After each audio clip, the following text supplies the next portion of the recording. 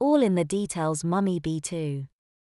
I could barely focus on the teacher at the front of the room. My thoughts dwelled on what Jane had said before we went into class. Her mom had spanked her. An 18-year-old girl? Was that even possible? Legal? Maybe all her complaints about her mom were true, maybe she really was crazy. But despite the outrage, I knew I should feel for her.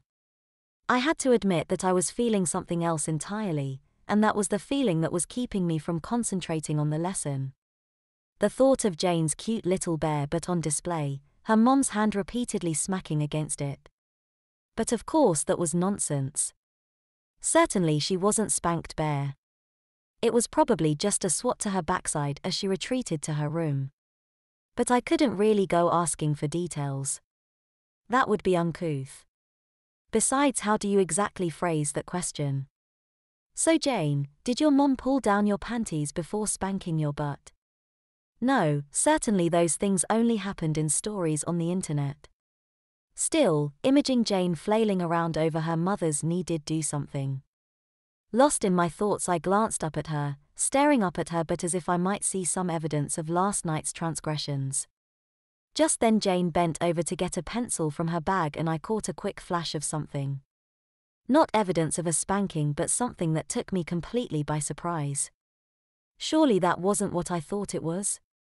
No, it must have just been my imagination. Still, Jane does have a nice butt. Even if she is just a friend. It turns out that I didn't need to ask for details. When we got to lunch, Jane motioned me over to a table in the corner by ourselves. Can you believe my mother did that? She asked, outraged. I told you she wasn't right. We've fought before, but this time she went too far. Honestly, I can't wait for the next 6 months to pass so I can move out. I mean, she hasn't done that since I was 13. What did you do to get in trouble? I asked. I was late. You were there, remember? She said, giving me a look. No, what did you do when you were 13? I was trying to change the subject, or get more details, I don't know which. Oh, what didn't I do when I was 13? I lied. I talked back. I was the typical bratty kid. And every time it was the same thing: take off those pants and get over my knee, young lady. But I deserved it, and then I turned 14 and she started grounding me instead. Wow. That was more detail than I thought I was going to get. Could I push this without seeming too interested? But she didn't. I started, trying to sound casual. Didn't what? Jane responded. She didn't, you know, surely now at your age she wouldn't make you take off my pants. Jane finished. Oh yeah, she did. She told me I had a choice. I could pack my bags and leave, get out of her house and live on my own.